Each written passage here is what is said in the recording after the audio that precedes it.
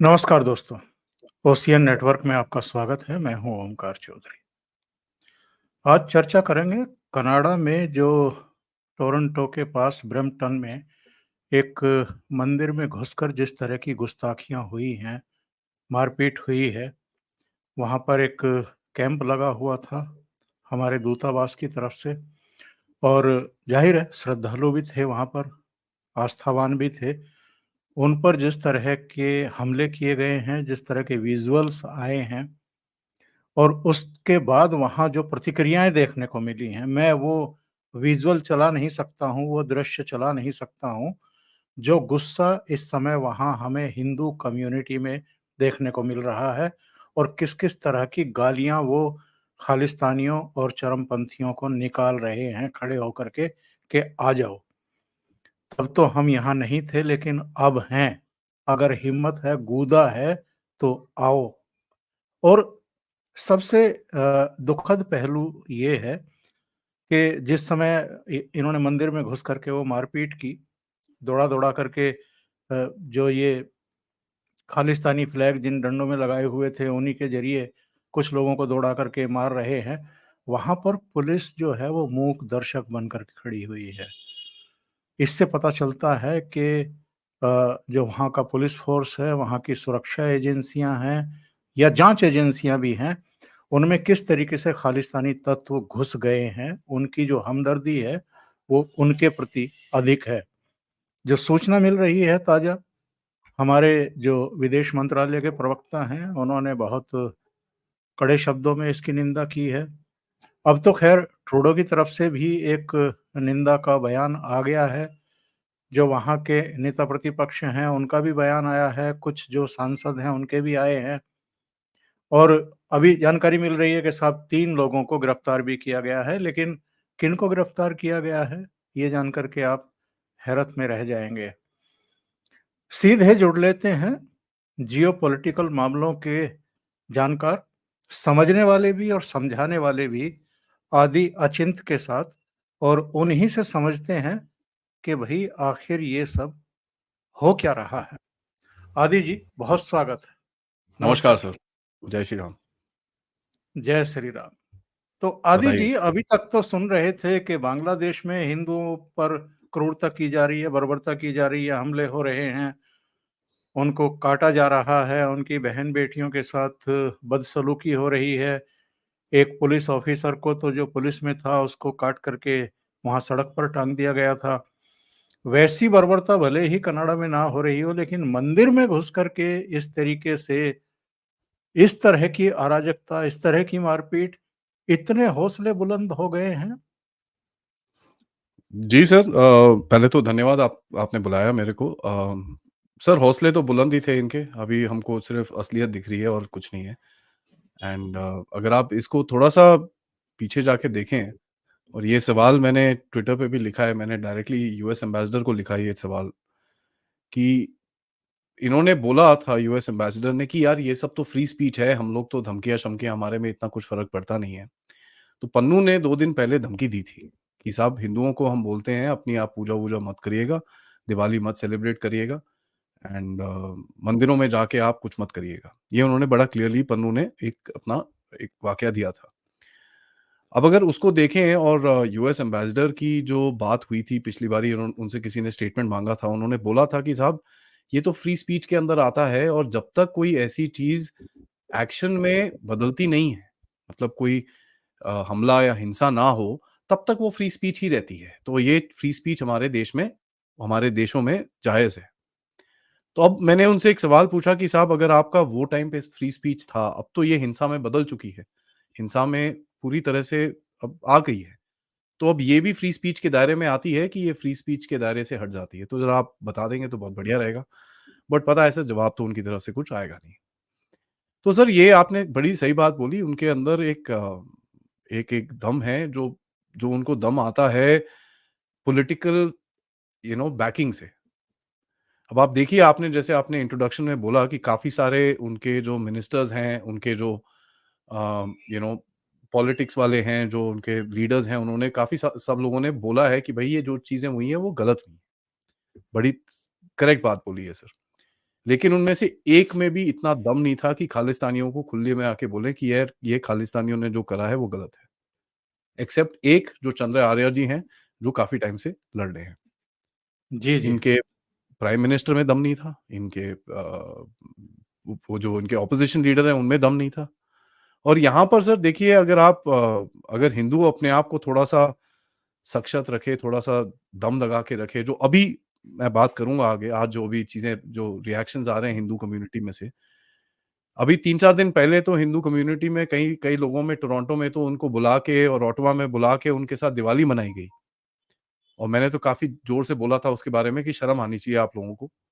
ये आपके धर्म के अगेंस्ट बोलते हैं, आपके आपके अस्तित्व के अगेंस्ट बोलते हैं, आपको पसंद नहीं करते हैं, आप इन्हीं से बुलवा के आरती करवा रहे हो, तो आपको शर्म आनी चाहिए। तो यहाँ पर गलती बिल्कुल हिंदुओं की सही। भी है, उनको सिर पे चढ़ाया हुआ है एंड वोट भी हिंदू लोग उनको ही करते हैं। तो अभी थोड़ा बोलते हैं ना एक अंग्रेज़ी में एक वाक्य है ऐसा test of your own medicine. आपकी अपनी जो आपने जो अपना बीज बोया है, उसका आपको भी फल-पौधा मिल रहा है। और ये दोनों तरफ से है, हिंदुओं के लिए भी है और ये कनाडा की पॉलिटिक्स और उनका जो अस्तित्व है, उनके ऊपर भी है। उनका जो रहन-सहन है, जैसे वो काम करते हैं, उनके ऊपर भी है।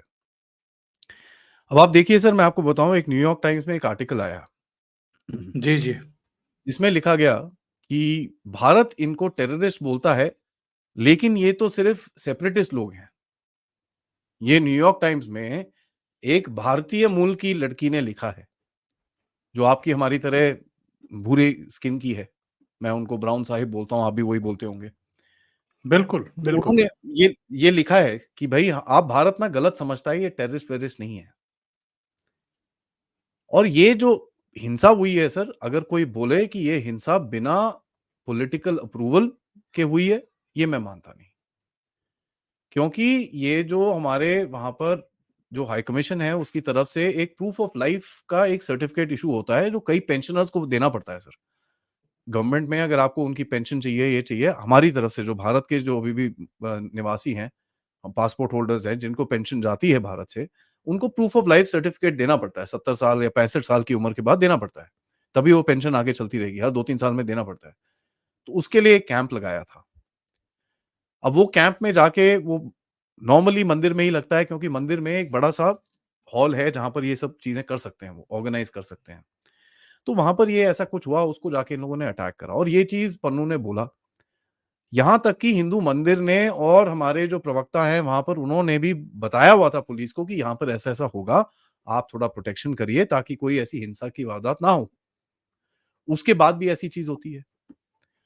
अब चलिए ठीक है, मान लेते हैं खालिस्तानी तो पागल हैं ही, खालिस्तानी तो सर मैं तो खालिस्तानी बोलता नहीं, मैं उनको कैनेडियन टेररिस्ट बोलता हूँ सर। वो जी, जी, कैनेडियन जी। टेररिस्ट ठीक है जी, वो खालिस्तानी नहीं है क्योंकि खालिस्तान क्या है? कुछ भी नहीं है। अब ये जो कैनेडियन टेररिस्ट हैं, इन्होंने जाके अटैक करा उस चीज़ को।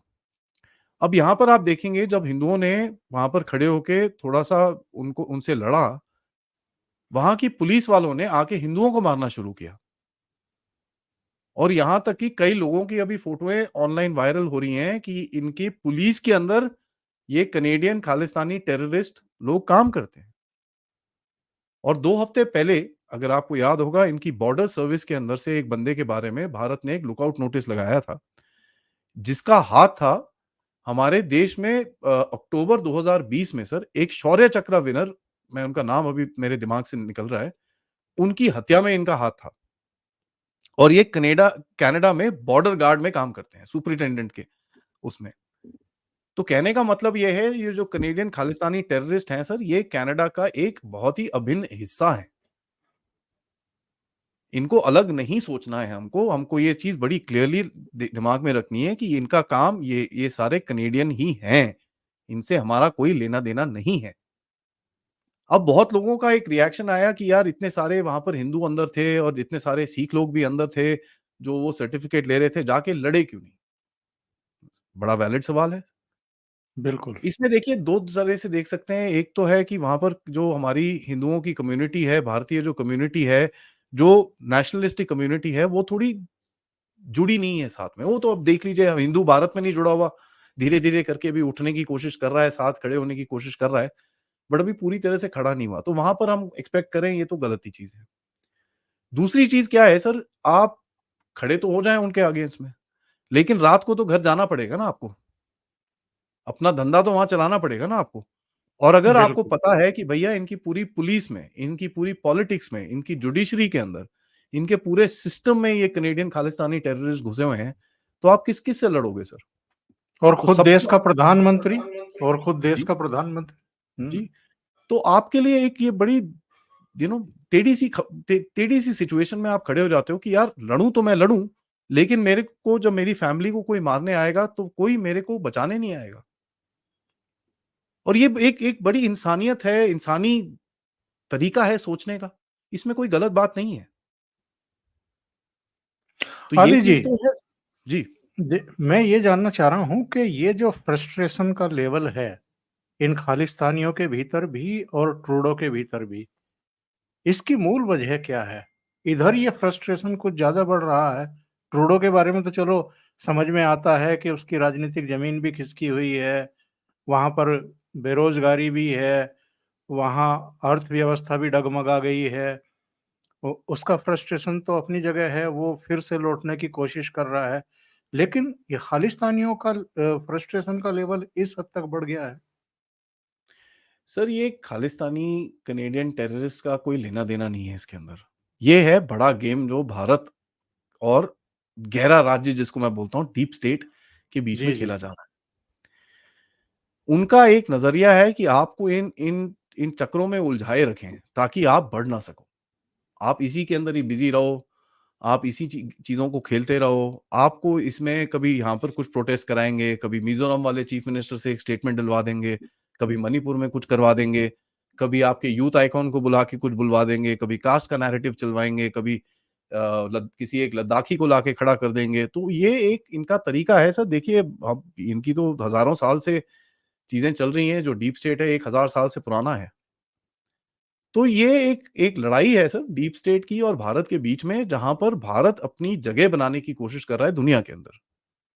और आप उनको भी, ऐसी बात नहीं है कि वही आप पे अटैक कर रहे हैं, आप दूसरी तरह से उनको भी छेड़ रहे हो। आप जाके ब्रिक्स में खड़े हो जाते हो। आप जाके रशिया से तेल लेते हो उनके बोलने के बावजूद। आप जाके उसके बाद चाइना से हाथ मिला लेते हो, जहाँ पर अमेरिका में अगर आप प्रेस को पढ़ें, वो तो बोल रहे हैं कि ये तो भैया धोखा दे दिया है भारत ने हमको। और तीसरी बार शपथ लेने के बाद पहली यात्रा मास्को की कर लेते हो। ठीक है जी। उसके बाद इन्होंने दम लगा दिया सर तीसरी बार शपथ लेने के बाद कि साहब ये हरियाणा में ज़रा कुछ किया जाए। आपने वहाँ पर उनको भी मात दे दी। तो देखिए सर ऐसा है, आप भी लड़ रहे हो, वो भी लड़ रहे हैं और ये एक बदलती दुनिया में अपनी जगह का सवाल है। अब इसमें हमारे पास 2 ऑप्शन है सर, या तो हम मोदी जी को बोलें, मोदी साहब ऐसा है, ये लड़ाई-शड़ाई मत करो। आप जाके जिस पेपर पे वो साइन करना चाहते हैं, आप जाके उस पेपर पे साइन कर लो। जी, आप जाके बोल दो कि साहब भारत आपका दोस्त है, आप जो मर्ज़ी करो हम करेंगे। उसके बाद वो आपको बोले आप चीन से लड़ लो, आप जाके लड़ लो सर। 1 डेढ़ लाख लोग गँवा दो अपनी अपनी अर्थव्यवस्था को आप ज़मीन में डाल दो, कोई बात नहीं क्योंकि पैसे तो आ जाएँगे वहाँ से, वो कोई प्रॉब्लम नहीं है। नहीं तो फिर आपको लड़ना पड़ेगा सर। अगर आपको अपनी एक सटीक जगह बनानी है दुनिया के अंदर, आगे जो उभरती हुई दुनिया का एक जो स्ट्रक्चर है उसके अंदर आपको खड़ा होना है अपने आप, जिसके लिए आप कोशिश कर रहे हो, तो फिर तो लड़ना पड़ेगा सर। कोई आपके सिर पे ऐसी ताज थोड़ी दे के जाएगा कि चल बेटा तू अब आ गया है, मैं ज़रा छुट्टी पे जा रहा हूँ, तू मेरा ताज पहन के बैठ जा। वो होगा नहीं सर। तो ये दुनिया में एक अस्तित्व की लड़ाई है, ये बदलती दुनिया का एक बड़ा क्लियर साइन है, जहाँ पर आपको दिखता है भारत अपनी जगह लेने की कोशिश कर रहा है। और दुनिया में आप मेरे को एक और देश बता दीजिए जिसने इतनी आँखें दिखाई हों चीन को भी, जो इस तरफ खड़ा होने की कोशिश करता है और अमेरिका को भी, जो उस तरफ खड़े होने की कोशिश करता है। तो आपके ऊपर दोनों तरफ से एक धावा बोला जाता है।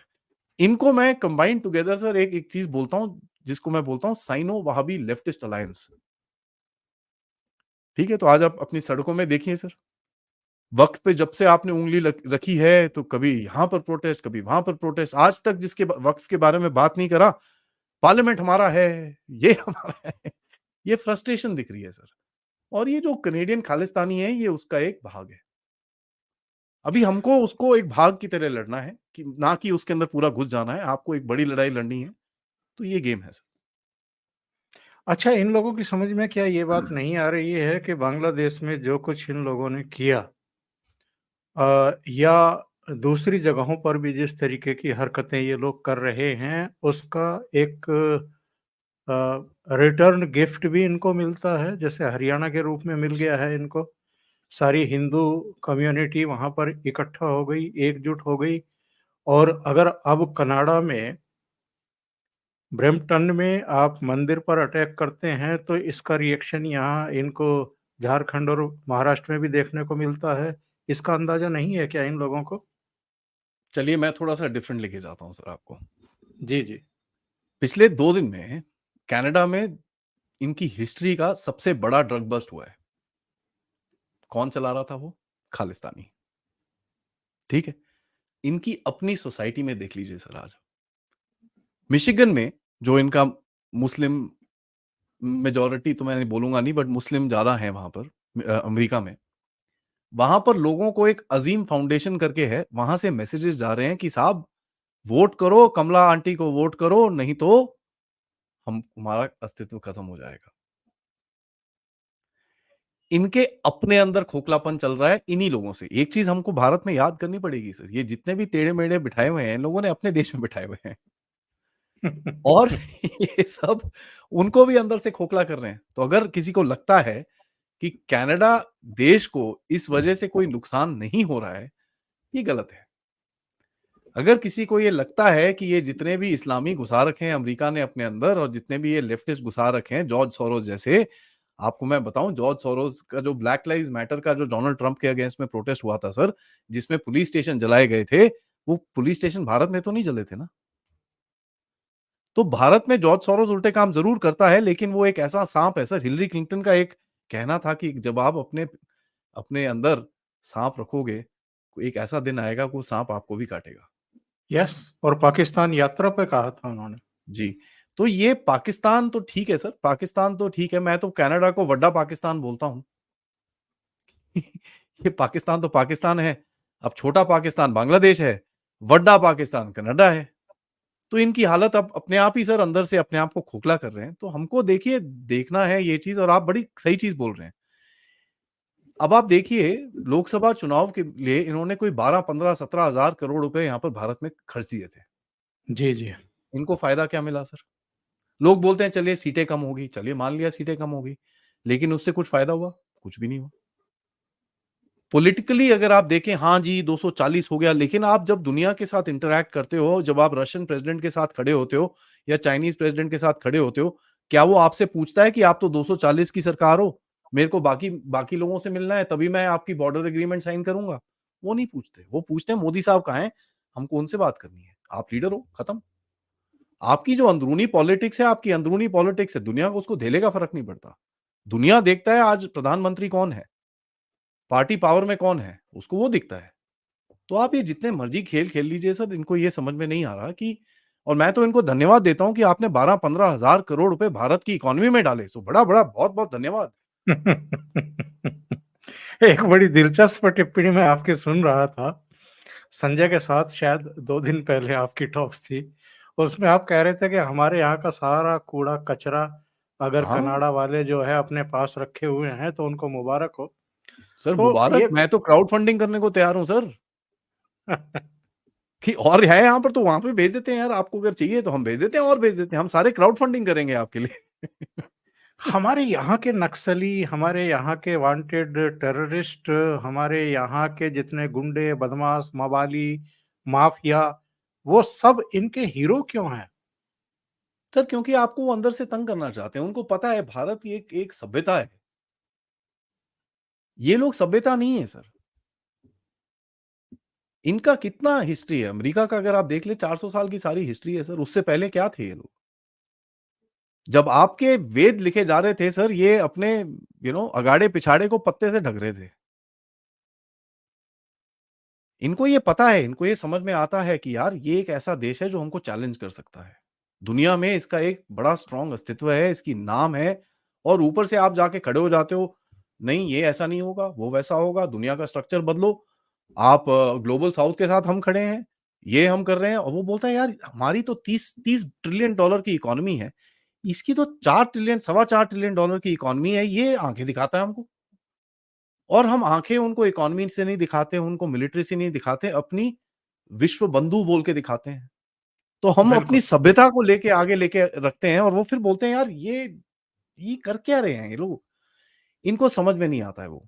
तो आपको वो दबोचने की कोशिश कर रहे हैं इस टाइम पे। आपको वो नीचा दिखाने की कोशिश कर रहे हैं इस तरह कि भई किसी तरह से ये जो भारत है, ये अगर हमारे बश में आ जाए, अगर ये थोड़ा हल्का हो जाए, हमारे बश में आ जाए, तो फिर उनका जो दुनिया का फ्यूचर रहेगा वो बड़े आराम से रहेगा। चाइना एक ऐसा कंट्री है सर जिसके पॉलिटिशियंस को पैसा-पूसा खिला के ये चुप करा देते हैं। भारत में भी पुराने ज़माने में अगर आपको पता होगा 2000 पहले 14 से पहले तो कितना पैसा यहाँ पर आता था, किन-किन चीज़ों के लिए आता था, ये सबको पता है। आप तो इस खेल में बहुत टाइम से हैं सर। तो ये चीज़ पहले भी थी, उनका पूरा कंट्रोल था। अब वो कंट्रोल टूट रहा है, तो वो गुस्सा है कि यार ये हमारे हाथ से कैसे चले गया?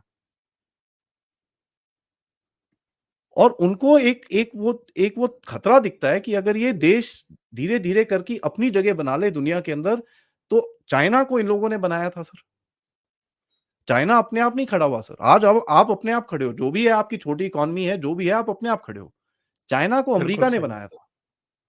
अब इनको ये दिखता है यार हमने एक को बनाया, वो हमको आँखें दिखाता है, अब ये भी इसको हम बनाएँगे, ये भी आँखें दिखाएगा तो इसको यार रोको पहले ही, बढ़ने से पहले रोको इसको। इनका नज़रिया वो है, इनका नज़रिया अपनी जगह बनाने का है दुनिया के अंदर और वो खतरे में है। और उनको दिखता है जो-जो उनको चैलेंज करेगा सर ये उसको मारने की कोशिश करेंगे। अब आप यहाँ पर एग्ज़ाम्पल ले लीजिए शिंज़ो आबे साहब थे जापान के अंदर जिन्होंने थोड़ी-सी अलग बात करी अमेरिका से, अब क्या हुआ उनके साथ? बिल्कुल, जनसभा में खत्म कर दिए गए। जी। और ये चीज़ें बड़ी रियल हैं सर, पहले लोग इनको कंस्पिरेसी थ्योरी बोलते थे, लेकिन अगर आप अमेरिका की हिस्ट्री पढ़ें, किस-किस तरह उन्होंने चीज़ें करी हैं, ये तो आप देखिए सर पाकिस्तान के साथ खड़ा होता है हमेशा आके, डिक्टेटरशिप एक इस्लामिक टेररिस्ट डिक्टेटरशिप को बोलता है ये हमारा बेस्ट फ्रेंड है। तो इनके अपने सर्वाइवल के लिए, अपने अस्तित्व को बनाने के लिए ये किसी के साथ हाथ मिलाएँगे। तो हमारा कहना तो वही है, अच्छा ठीक है अगर आप मिला सकते हो तो हम भी मिलाएँगे फिर। उसमें उनको प्रॉब्लम होती है कि आप कैसे रशिया के साथ जाके बात कर सकते हो, आप कैसे पुतिन को जाके जप्पी मार सकते हो, आप कैसे रशिया से तेल ले सकते हो। अब तो नया है कि आप चाइना के साथ कैसे मिल सकते हो। हम तो आपको खड़ा कर रहे थे चाइना के अगेंस्ट जाने में, आप जाके चाइना के साथ खड़े हो गए, ये क्या हो गया? तो ये भी सही। गेम है सर, ये पूरी एक गेम है और इनको अभी दिख रहा है कि इनके हाथ से धीरे-धीरे करके गेम बाहर जा रही है। अच्छा, क्योंकि जब से ये बताइए, जी। ये डीप स्टेट वाले मूर्ख हैं या जो बाइडेन मूर्ख हैं? क्या ये 10 साल में नरेंद्र मोदी को अभी तक समझ नहीं पाए हैं? इन्होंने सोचा था कि सितंबर लास्ट में यूएन असेंबली में आएँगे, चलो क्वाड की बैठक रख लेते हैं।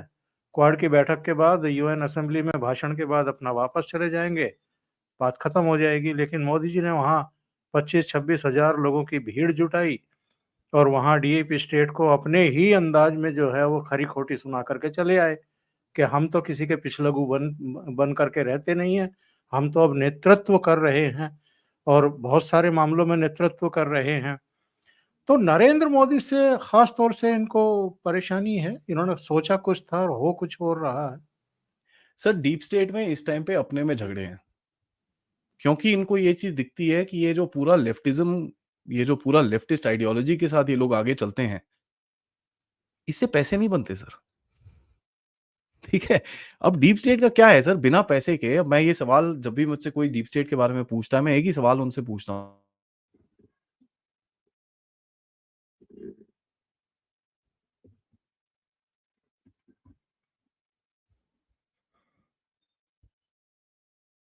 लगता है कुछ इंटरनेट की प्रॉब्लम है, तो आदि जी जुड़ेंगे दोबारा अगर कोई इंटरनेट की प्रॉब्लम आ गई है या कुछ लाइट लॉस हुई है। बात हमारी हो रही है कि किस तरीके से अमेरिका भी परेशान है भारत से और कनाडा तो खैर अमेरिका की कठपुतली है, एक तरीके से डीप स्टेट की कठपुतली है। तो वहाँ से जो इशारा किया जाता है और जो ये खालिस्तानी हैं, जिनको आदि अचिंत अभी कनेडियन टेररिस्ट की संज्ञा दे रहे थे, ये किस तरीके से गवर्न होते हैं और किस तरह की, मतलब निम्न स्तर पर जाकर के किस तरह की हरकतें ये लोग कर सकते हैं, ये हम देख रहे हैं। ऐसा तो मतलब एक दृष्टांत मुझे याद आता है कि ब्रिटेन में हुआ था और अब ये दूसरी घटना जो है यहाँ कनाडा में हुई है। आदि जी, आप अपनी बात पूरी करिए प्लीज़। माफ़ी चाहूँगा सर, पता नहीं क्या जी, हुआ, जी। सडनली जब ऐसी बात करते हो तो कभी-कभार गहरे इरादे वाले अटैक भी कर देते हैं। ये बार-बार होता है सर मेरे साथ। जी। तो मैं जो बोल रहा था, देखिए सर, इनके बीच में अपना एक झगड़ा भी है कि ये इनको दिख रहा है ये जो लेफ्टिज़्म से पैसे नहीं बनते। मैं आपको इसके 2 एग्ज़ाम्पल देता हूँ सर। आपको याद होगा एक आधा महीना पहले माइक्रोसॉफ्ट पे बड़ा ज़बरदस्त अटैक हुआ था क्राउड स्ट्राइक बोल के। जी हाँ, जी हाँ। उससे 1 हफ्ता पहले माइक्रोसॉफ्ट में अपनी जितनी डाइवर्सिटी की टीम थी ना, जिसको डीईआई बोलते हैं, डाइवर्सिटी, इक्वालिटी एंड इंक्लूसिवनेस, उसकी टीम को बंद कर दिया था, भाग जाओ यहाँ से, हमको नहीं चाहिए ये। और 1 हफ्ते के बाद उनके ऊपर अटैक किया गया। बट कहीं न कहीं ये आपको दिखेगा कि जो नया आज का, देखिए दुनिया एक चलती थी, जो पुराना डीप स्टेट खड़ा था, वो तेल के ऊपर खड़ा था सर, पेट्रो डॉलर जिसको बोलते हैं। आज जो नया डीप स्टेट खड़ा हो रहा है, वो टेक्नोलॉजी के ऊपर खड़ा हो रहा है, जिसके पास जितनी अच्छी टेक्नोलॉजी होगी, तभी आप देखेंगे मोदी साहब बार-बार, बार-बार टेक्नोलॉजी, टेक्नोलॉजी, टेक्नोलॉजी, टेक्नोलॉजी, हर चीज़ वही बोलते हैं। जब भी वो कहीं जाते हैं, टेक्नोलॉजी चीफ से ज़रूर मिलते हैं, जी हाँ, जी हाँ। क्योंकि जो data is the new oil sir. तो इनको ये चीज़ दिखती है कि साहब अगर ये पैसे हमारे नहीं बने, तो हम आगे कैसे जाएँगे? किस तरह जाएँगे? तो इनके अंदर भी अभी आपस में झगड़ा है। अब उस झगड़े के बीच में आप खेल रहे हो। तो कभी इस तरफ से आपको प्रोटेक्शन दी जाती है, कभी इस तरफ से आपको अटैक किया जाता है। तो अगर आप देखें, यूएस के अंदर 2 प्रमुख शाखाएँ हैं। जी, एक है जी। उनका स्टेट डिपार्टमेंट, जिससे आपके ऊपर हमेशा अटैक्स आते हैं। लेकिन दूसरा है डिफेंस डिपार्टमेंट, जो आपके साथ खड़ा होके आपके साथ काम करता है, और वो आपको खालिस्तानी खालिस्तानी करते हैं, लेकिन यहां पर आके आपके साथ डिफेंस की एक्सरसाइजेस करेंगे। यार वो मालाबार एक्सरसाइज करते हैं, क्वाड की जरा मीटिंग करो यार, यहाँ पर आप जरा हमारे साथ ये काम करो, वो काम करो, नहीं नहीं आप बड़े इंपॉर्टेंट हो, ये वो सब करेंगे। तो ये शाखाएं हैं जो आपस में भिड़ रही हैं। तो ये हमको समझ में आना चाहिए, ये बेवकूफ नहीं है सर, ये भिड़ रहे हैं आजकल। और जो मेन डीप स्टेट है सर, जो जिनके पास बेइंतहा पैसा है, उनके पैर दोनों जगह पे है। अगर मैं आपको बताऊं, कमला हैरिस को भी वही लोग पैसा देते हैं जो डोनाल्ड ट्रंप को पैसा दे रहे हैं। एग्जैक्ट सेम जी, पीपल। जी। कोई डिफरेंस नहीं है इनके अंदर। तो इनके हिसाब में, अगर आप जो ब्लैक रॉक के चेयरपर्सन हैं, सीईओ हैं, लैरी फिंक, उन्होंने एक स्टेटमेंट दिया जिससे बड़ा क्लियरली ये प्रूव होता है। उन्होंने स्टेटमेंट दिया 3 दिन पहले, it doesn't matter who wins the election, hmm, hmm, we are fine hmm. Either ways. तो ये जो सेकंड लेवल, थर्ड लेवल होता है डीप स्टेट का सर, वो आपस में लड़ रहा है कि नहीं मैं ज्यादा आगे हूं, वो बोलता है नहीं मैं ज्यादा आगे हूं। अब उसमें देशों को कूटते हैं ये लोग जाके। जैसे बांग्लादेश है, कूट दिया बेचारे को जाके। अब इनको समझ में नहीं आ रहा इसको कैसे संभाले। एक वहां पर वो उसको खड़ा कर दिया यूनिस को। अब वो तो महीना किसी 2 हुए हैं, किसी किसी लायक ही नहीं है वो। इसी लायक नहीं है सर। आपस में उनके अभी उनके अगेंस्ट प्रोटेस्ट शुरू हो गए हैं, आर्मी खड़ी हो गई है। यहाँ तक कि यूनिस को अभी आर्मी को जाके अपना बोलना पड़ा कि साहब मेरे से तो लॉ एंड ऑर्डर संभल नहीं रहा, आप ही संभाल लो यार, मुझसे तो होता नहीं है ये काम। तो आप ये भी देख लीजिए। ये देखिए सर, ये एक, वही बोल रहा हूँ, जो आगे की दुनिया है, जो एक लेफ्टिस्ट वाले लोग हैं, वो वापस वही दुनिया लेके आना चाहते हैं जिसमें अमेरिका का राज चारों तरफ चले। और जो नई दुनिया है, जो दूसरी तरफ कुछ परसेंटेज लोग जो टूट के दूसरी तरफ जा रहे हैं, बोल रहे हैं भाई वो नहीं चलेगा, हम लोग नहीं चला सकते ऐसे, हमको देशों को अपने साथ लेके चलना पड़ेगा, नहीं तो ये लोग हमको तोड़ देंगे। तो कई रियलिस्टिक लोग भी हैं उसके अंदर। बट जो ज्यादातर जिनका इनका इतना इकोसिस्टम चल रहा था अभी तक, वो ये सारे लेफ्टिस्ट वाले हैं सर, जिन्होंने यूएन बनाया, जिन्होंने आईएमएफ बनाया, जिन्होंने इतना काम करके अपने आप को खड़ा करा, ये सारे वो लोग हैं जो अभी भी चला रहे हैं दुनिया को। तो ये अपनी पावर छोड़ना नहीं चाहते, ये लोग लेना चाहते हैं। इसके बीच में फिर झगड़े होते हैं और आप बीच में फँसे हुए हो और कुछ नहीं है। बेसिकली वो चक्कर है। और आप क्यों इम्पोर्टेंट हो? क्योंकि सर आप हर जगह आपका नाम आता है। आप देखिए, आप ब्रिक्स में भी बैठे हो, आप जी20 में भी बैठे हो, आप जी7 में भी जाते हो, आप क्वाड में भी जाते हो, आप एससीओ में भी बैठ जाते हो, आप रशिया के साथ भी बैठ जाते हो, अभी आप चाइना के साथ भी बैठ गए हो, उसके बाद जाके अमेरिका के साथ भी बैठ जाते हो। आप ईरान के साथ भी बैठते हो, आप इज़राइल के साथ भी बैठते हो, आप रशिया के साथ भी बैठते हो, आप यूक्रेन के साथ भी बैठते हो। तो उनको ये समझ में नहीं आता, उनके दिमाग में इनके जो अमेरिकन रहता है सर, इनका बड़ा एक बाइनरी सा सिस्टम होता है। वो जैसे जॉर्ज बुश ने एक बारी पाकिस्तान को बोला था ना, either you are with us और यू आर अगेंस्ट अस। हाँ, हाँ। इनका सिस्टम अजीबो-गरीब अब है। हाँ, इनका सिस्टम अगर मैं बोलूँ अन्ने या बनने वाला सीन है सर। हुँ, हुँ, हुँ, ये हुँ। बीच का जो बंदा होता है जो बोलता है यार मैं ना अन्ने हूँ, ना बनने हूँ, मैं हूँ। इनको वो चीज़ समझ में अभी तक नहीं आई है। अभी इनको आपने ये कमला लगता है हैरिस जी, जी, जी, जी, अपनी बात पूरी करिए प्लीज़। ये कैंप पॉलिटिक्स जो होती है ना सर, ये इससे बाहर नहीं निकल पाए हैं अभी तक। अभी आपने कमला तो हैरिस जब का नाम लिया निकलेंगे थोड़ा था, चेंज होगा। तो जब जी, मैं कह रहा था कि भई जो बाइडेन ने शायद ये सोच कर के क्वाड की मीटिंग में बुलाया था कि वापस चले जाएँगे। तो बुलाया तो इसलिए भी था कि क्वाड के बहाने थोड़ा पप्पी-जप्पी होंगी और जो इंडियंस यहाँ रहते हैं, उनमें एक अच्छा-सा मैसेज चला जाएगा, तो हमें चुनाव में हुँ, लाभ मिल जाएगा, डेमोक्रेट को थोड़ा-सा जी, फ़ायदा हो जाएगा। जी, लेकिन वो सब हुआ कि नहीं हुआ, लेकिन उससे पहले डोनाल्ड ट्रंप ने भी एक बयान दिया था कि अगले हफ्ते मैं अपने मित्र नरेंद्र मोदी से मिलूँगा। पर मुझे लगता है कि मोदी ने दोनों पर ही तुषारापात कर दिया। ना बाइडेन से उस तरीके से गर्मजोशी से मिले, बस औपचारिकता पूर्ण तरीके से मिले और डोनाल्ड ट्रंप से भी उनकी कोई मुलाकात हुई नहीं और ना उनको करनी थी क्योंकि ऐसे समय बदनामी ज़्यादा मिल जाती है कि भई बेवजह आप कोई प्रोटोकॉल भी नहीं है और आप मिल लिए। पहले ही ह्यूस्टन में जो कुछ हुआ था या गांधीनगर में जो कुछ हुआ था, वही जो है आपका पीछा करता रहता है किसी न किसी रूप में। तो नरेंद्र मोदी ने वो सब किया नहीं। अभी मैं देख रहा हूँ एक 2 साल पुराना कमला हैरिस कोई दीपावली मनाने का जो है वीडियो पोस्ट करती है।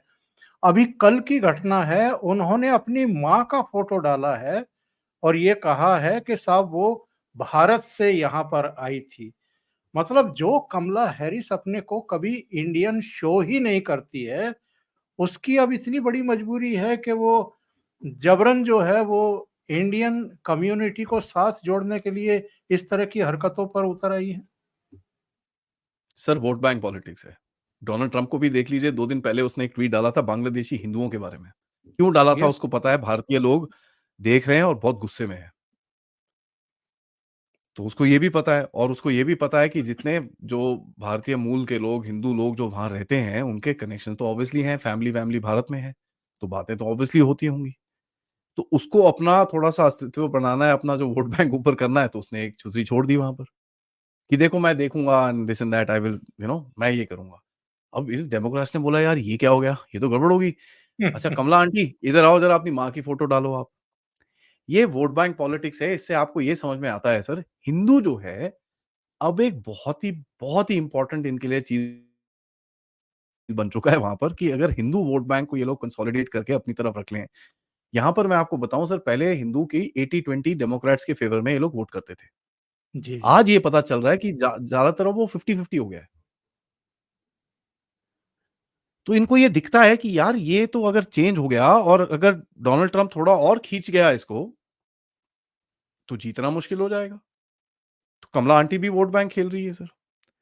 वो तो अपने आप को इंडियन जैसे आपने बोला कभी उसने माना ही नहीं।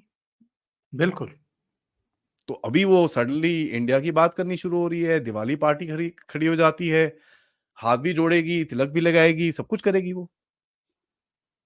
और ये देखिए सर ये लोग सोचते हैं कि भारत में ना लोग बहक जाएँगे, ये करेंगे और इनको दिखेगा नहीं। आज वो भारत है नहीं जो बहक जाएगा। बिल्कुल सही कह बहुत रहे हैं। सारे लोग हैं जो भारत में आज बोलेंगे कि भाई ये बेवकूफ़ी है, ये वोट बैंक खेल रहा है। इनके जो फॉरेन पॉलिसी के इंटरेस्ट होते हैं सर, जो भी पार्टी आ जाए वो सेम होते हैं। क्योंकि इनकी फॉरेन पॉलिसी एस्टेब्लिशमेंट जो है सर वो सेम ही रहती है। और वो चलाती है एक चीज़ जिसको मैं बोलता हूँ यूनिपार्टी। जिसमें 2 पार्टी के बीच में जो रास्ता होता है ना सर, उसमें इस पार्टी में भी थोड़े लोग आके बैठते हैं, इस पार्टी में भी थोड़े लोग आके बैठते हैं एंड ये चलाते हैं बीच का गेम। वो एक्सट्रीम वाले अपना एक्सट्रीम वो बड़े स्टेटमेंट करते रहेंगे, लेकिन जो असल में जो चीज़ चलती है वो ये बीच वाले चलाते हैं।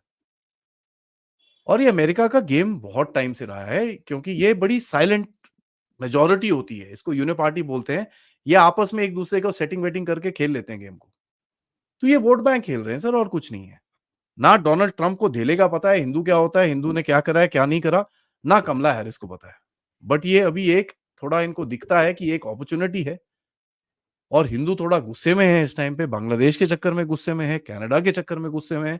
तो उसको किस तरह पास लेके आओ, और उसको ये भी दिखता है कि हिंदू आज भारत के अंदर भी एक प्रो हिंदुत्व पॉलिटिक्स शुरू हो चुकी है, जहां पर बटोगे तो कटोगे, एक रहोगे तो सेफ रहोगे, ये चीजें बोलना शुरू हो गए हैं लोग। तो उनको ये भी दिखता है कि यार एक हिंदू की कंसोलिडेशन हो रही है, हिंदू एकजुट हो रहा है। तो अगर एकजुट होता है, होते होते अगर मैं इसको पकड़ लूं तो मेरे को फ्यूचर में भी फायदा रहेगा। तो ये गेम खेल जिस रहे हैं सर, और कुछ नहीं। बिल्कुल सही है। जिस बीज सूत्र का आपने अभी उल्लेख किया, ये तो यूनिवर्सल हो गया साहब। मैं ये ट्वीट देख रहा था, ये मनीष पांडे का है। उन्होंने लिखा है Yeah, कि बँटोगे तो कटोगे, अब ये नारा ग्लोबल हो गया है। जी। कनाडा में जो है योगी आदित्यनाथ जी का दिया हुआ मंत्र गूंज रहा है। मैंने कल ही लिखा था कि ये नारा नहीं, एक मंत्र है जिसका उच्चारण जल्दी आपको बच्चे-बच्चे की जुबान पर मिलेगा। अभी तक एब्सोल्यूट। इस एकजुटता के मंत्र की कोई काट नहीं ढूँढ पाया है और ना ढूँढ पाएगा। तो वहाँ जो हिंदू महासभा में एक सभा हुई है, बड़ा जोरदार भाषण हुआ है और सीधे-सीधे चेतावनी जो है दे दी गई है। अब वो कितनी फलीभूत होगी, कितनी नहीं, वो तो आगे की बात है।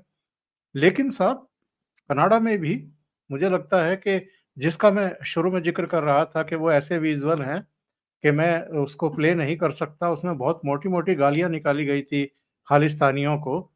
तो अब इसका तो फलितार्थ जो है वो दिखाई दे रहा है। देगा सर, और अभी तो हिंदुओं के जो गुट है, जो महासभा हुई है, उसमें बड़ा क्लियरली बोला है कि भाई कोई भी पॉलिटिशियन अगर हिंदू मंदिर में उसको घुसना भी है, सबसे पहले आपको ये खालिस्तानी कनेडियन टेररिस्ट को आपको बड़ा क्लियरली बोलना पड़ेगा, ये आतंकवादी हैं, तभी हम आपको घुसने देंगे, नहीं तो आप जरा बाहर रहो। और मैं तो सर पिछले 2-3 दिन से खुद तो गाली खा ही रहा हूँ, मैं गाली भी बहुत निकाल रहा हूँ वहाँ के लोगों को कि कर क्या रहे हो यार, खट्टे हो, कट्ठे हो। आपका भारत में तो जो हो रहा है, हमारा तो हिंदू देश है, हम सँभाल लेंगे अपने आप को। आपको कोई बचाने नहीं आएगा वहाँ पर। कट्टे हो, नहीं तो खत्म हो जाओगे आप। और ये चीज़ मतलब बोलते हैं ना, जो चीज़ होती है अच्छे के लिए होती है सर। आज जो भी कल रात को जो भी हमला-शमला हुआ, अब जो भी खराब इंसिडेंट हुआ, अगर उसके अंदर से कुछ अच्छा निकलता है, तो ये अच्छी बात है सर, बहुत अच्छी बात है। मैं तो वेलकम करता हूँ, और मैं उनका पूरी तरह से सपोर्ट करने को तैयार हूँ। क्योंकि अगर इनको ये चीज़ अपना जो एक वर्चस्व खड़ा करके अपने आप को अगर ये जब तक दिखाएँगे कि नहीं, कि साहब अगर आप हमारे साथ बदतमीज़ी करोगे, आपको हम कुर्सी से नीचे उतार देंगे। और यही चीज़ जो ये जो खालिस्तानी एलिमेंट्स हैं वहाँ पर, ये वही चीज़ करते हैं। ऑल्दो उनकी पॉपुलेशन कम है, माइनॉरिटी में है। 20, 50, 60, 1 डेढ़ 2 लाख होंगे वो जो खालिस्तानी पागल जो बावले से होके घूमते रहते हैं।